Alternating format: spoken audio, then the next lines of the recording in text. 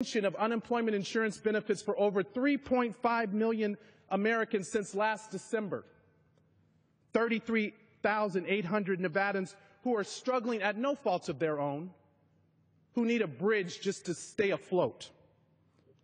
Whose side are you on? Are we going to honor our veterans and fix a broken VA system? Are we going to pass the reauthorization to the Voting Rights Act to ensure that our most sacred democratic right, our right to vote, is protected? I know you want to recess so you can run home and have elections, but people need to vote, and we need to make sure that that right to vote is protected. So we need to pass and reauthorize the Rights Act. Why can't we bring that bill up this week, Mr. Speaker? Mr. Speaker, whose side are you on when overwhelmingly the American public has asked us to reform comprehensive immigration reform, to secure our border, to actually put the necessary resources on the border, and to make sure that no other children are torn away from their mothers and their fathers? So while House Democrats are working on these important issues and many, many others, the American people just simply don't understand how it is that this week, of all weeks, the majority would decide in this House to spend precious time and resources suing the American president for the first time in history. Instead of doing any of this, House Republicans are focused once again on partisan stunts that contribute nothing to the well-being of our nation. Voting to sue the president is an insult to the hard-working American families who need this Congress to act. Act on something, on anything, and to let us have an up and down vote. Now, this lawsuit undermines what little remaining respect this House has left. And so as new members, we're pleading, give us our Congress back. Let us work with our colleagues who want to work with us. There are Republicans who support some of these bills, but the leadership, the Speaker, and the House Republicans won't let them. That's the truth.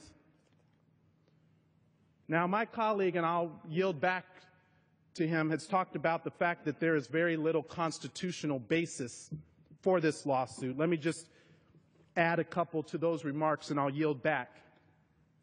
Constitutional law experts have weighed in. Lawrence Tribe of Harvard University Law School described the lawsuit as, quote, wholly meritless attempt to invoke the jurisdiction of the federal judiciary.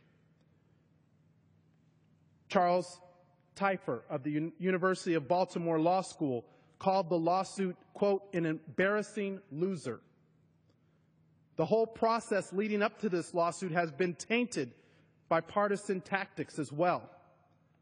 Just last week, Ranking Member Representative Lois Slaughter and other members of the Rules Committee introduced 11 amendments during markup of this baseless, unnecessary lawsuit against the president, and their only request was to allow more transparency and accountability if this were to go forward on how much money is being spent, taxpayer money, by the way, in funding this lawsuit.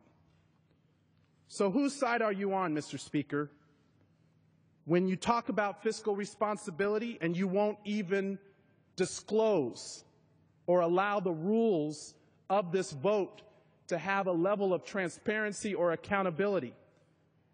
Let me just highlight a few of the amendments that these Democrats proposed, requiring the House General Counsel to disclose how much has been spent on the lawsuit each week, prohibiting the hiring of any law consultants who lobby Congress, because if they lobby Congress for a living, Congress shouldn't also be paying them on the side.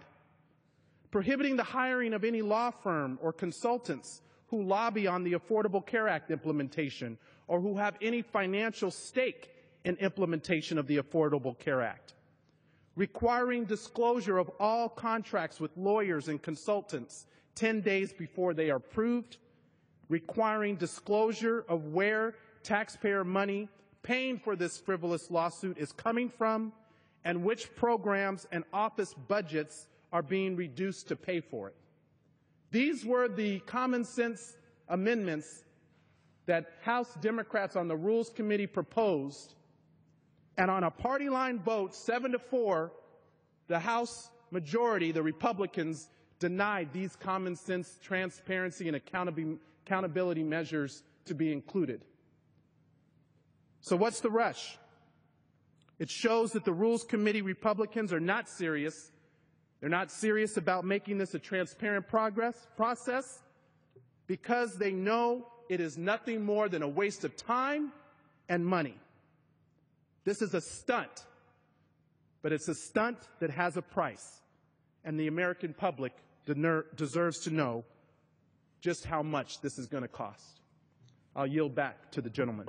Thank the distinguished gentleman for his observations and for pointing out the many issues that we in the House of Representatives could be addressing this week, designed to deal with quality of life concerns of the American people, but instead, we've been forced to come to the floor of the House of Representatives this evening to talk about this frivolous lawsuit that, if the majority gets its way, will be authorized later on this week. I also want to point out that there's this undercurrent that has also taken shape in the House of Representatives and amongst the conservative entertainment complex related to the allegedly unlawful actions of the president in what many of us view as a march toward impeachment.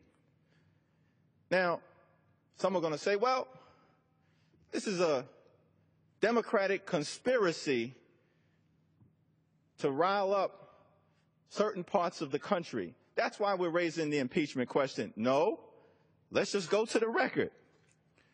The distinguished gentleman from the 17th Congressional District in Texas at a town hall meeting in September of 2013. I look at the president, I think he's violated the Constitution. I think he's violated the law. I think he's abused his power. But at the end of the day, you have to say if the House decides to impeach him, if the House had an impeachment vote, it would probably impeach the president. That's not my words. It's the words of the gentleman from the 17th Congressional District of this House. The distinguished gentleman from the 3rd Congressional District in Utah. This is an administration embroiled in a scandal that they created. Not clear what the scandal is that's being referenced. It's a cover-up. I'm not saying impeachment is the end game, but it's a possibility, especially if they keep doing little to help us learn more. I can go on, but you've got the distinguished gentleman from Iowa. From my standpoint, if the president, referencing executive actions, proceeds with more, here's the quote: "We need to bring impeachment hearings immediately before the House of Representatives." These aren't our words. These are the words of people elected to the 113th Congress. So that's why we're here to have a conversation with the American people. Do you think this is the issue that we should be debating and discussing as we are still trying to revive large segments of our economy, still struggling to recover from the aftermath of the Great Recession?